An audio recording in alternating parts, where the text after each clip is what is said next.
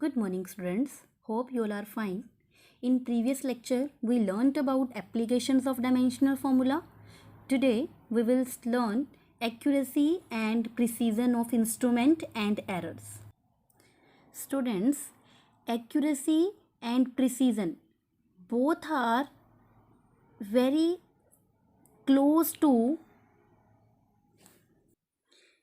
the true value, as accuracy means accuracy of measurement is how close the measure value to the true value, and precision is the closeness or resolution of a series of measurement of a same quantity under similar conditions. In simple language, firstly we will take an example. If we consider in example,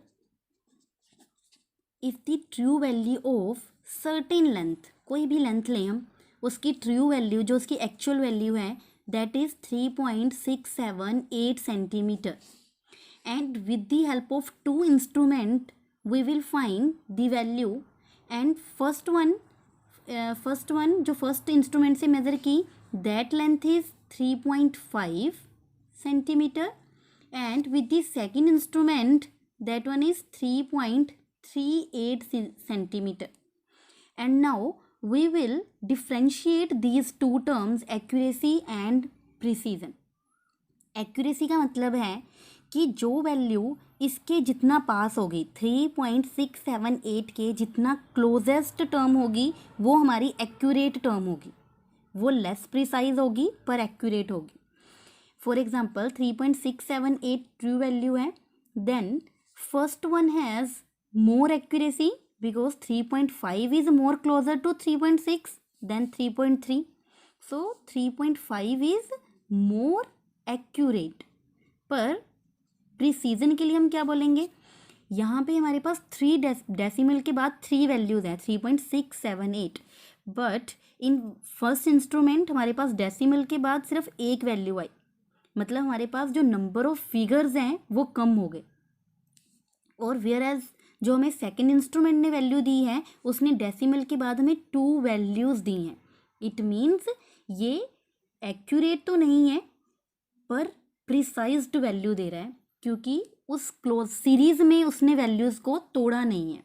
same quantity के अंदर एक closeness आ जाए, मतलब उस series में number आ जाए, तो हम उसको बोलते हैं precised value. It means this is more accurate but less precise.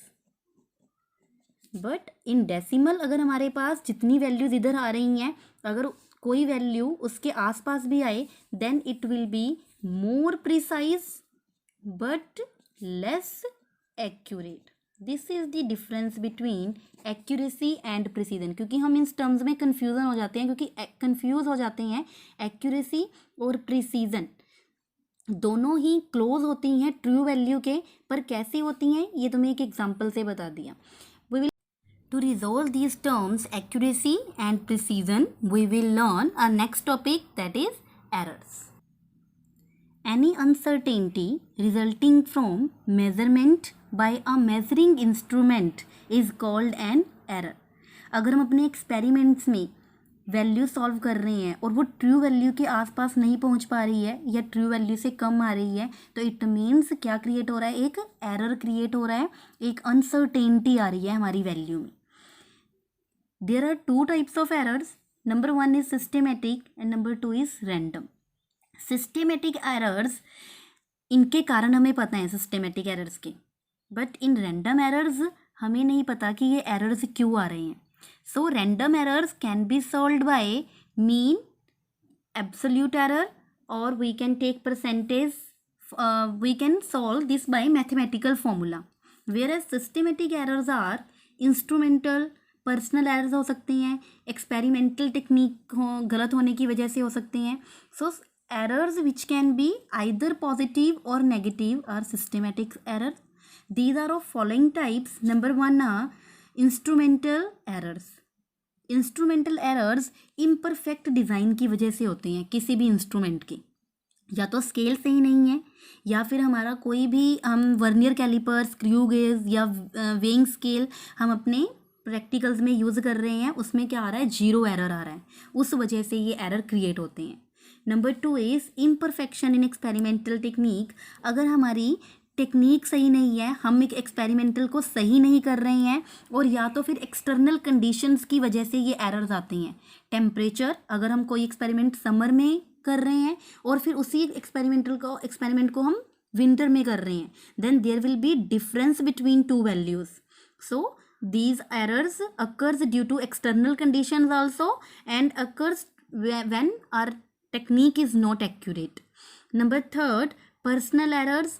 These errors occur due to human carelessness. अगर आप टीचर को नहीं सुना आपने सही से और आप एक्सपेरिमेंट वैसे ही करना स्टार्ट कर देते हो, और या तो आपने एक्सपेरिमेंटल टेक्निक को सही ढंग से नहीं देखा और आपने अपनी अरेंजमेंट को, जो प्रैक्टिकल का अरेंजमेंट है उसको सही ढंग से नहीं किया, then these error occurs. Personal errors can be removed by taking proper instrumental techniques.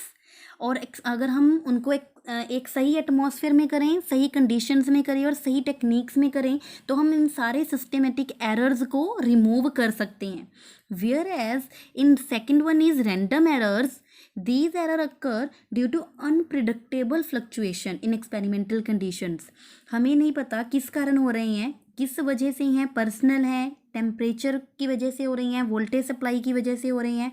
तो इनको सॉल्व करने के लिए हमारे पास मैथमेटिकल फॉर्मूला है कि हम इन्हें कैसे सॉल्व करें. तो इनको सॉल्व करने के लिए first one is least count error. These errors can be minimized by using instrument of higher precision and improving experimental techniques. कैसे इन्हें रिमूव किया जा सकता है? या तो बार बार, या तो इंस्ट्रूमेंट बिल्कुल सही हो, प्रिसाइज्ड हो, और या फिर हमने एक्सपेरिमेंटल टेक्निक्स में बार बार एक ही रीडिंग को 10 टाइम्स लेना और फिर उसका मीन ले लेना. So random errors can B solved by using mean और instrument of by taking an instrument of higher precision. Now random errors को सॉल्व करने के लिए हमारे पास एक फॉर्मूला है. फॉर्मूला, अगर हमारे पास सपोज हमने मेज़रमेंट की, एक एक्सपेरिमेंट में मेज़रमेंट ली और हमने नंबर ऑफ टाइम मेज़रमेंट ली है A1, A2, A3, AN, then we will take mean of those observations or measurements A1, A2, A3, AN divide by N. We will calculate the mean of the measurements. Then what we will do? We will find an absolute error. Absolute error कैसे find करेंगे हम? जो हमारे पास delta A absolute error होगा, हम हर mean में से अपनी जो एक्चुअल जो मेज़रमेंट ले रखी है A1 उसको माइनस करते जाएंगे. मीन में से एक्चुअल मेज़रमेंट को माइनस करते जाएंगे तो हमारे पास एब्सोल्यूट एरर आ जाएगा. Then we will take mean of that absolute error and then we will divide mean of the absolute error to the actual mean, true mean. Then we will multiply this by 100 and we will get the percentage error. Let us take an example of this. Now the question is related to errors in measurement. How we will calculate mean, absolute error, relative and percentage error. Firstly, the diameter of wire measured in experiment was 0.022 centimeter, 0.023, 0.026, 0.025, 0.024 and 0.025 centimeter. Find mean value, absolute error and percentage error. How we will calculate? Solution is, अगर हमारे पास measure करते हुए n values हैं या फिर 1 2, इसमें कितनी है 1 2 3 4 5 6 वैल्यूज़ हैं, तो firstly we will take the mean of this, the mean of diameter. Diameter है तो mean of diameter. Mean of diameter is 0.022, 0.023, 0.026, 0.025 plus 0.024 and 0.025. Total values are 1 2 3 4 5 6. Divide by 6. Then after solving the mean, the diameter will become 0.024 centimeter. Now we will calculate absolute error. Now we have calculated the mean. Now we will calculate absolute error. As absolute error हमने अभी learn किया है. How to calculate absolute error? From mean we will subtract each value. From mean is 0.024 minus first value is 0.022 and this is the magnitude. Means अगर हमारे पास negative में भी value आएगी तो वो किस में आ जाएगी, चेंज होके पॉजिटिव में. Then we will calculate this is 0.002. Now absolute error, second absolute error is delta D2 is from mean we will minus second value 0.023. This will become 0.001. Similarly, we can find delta D3, delta D4, delta D5 and delta D6, which is equal to 0.024 minus 0.026, 0.002.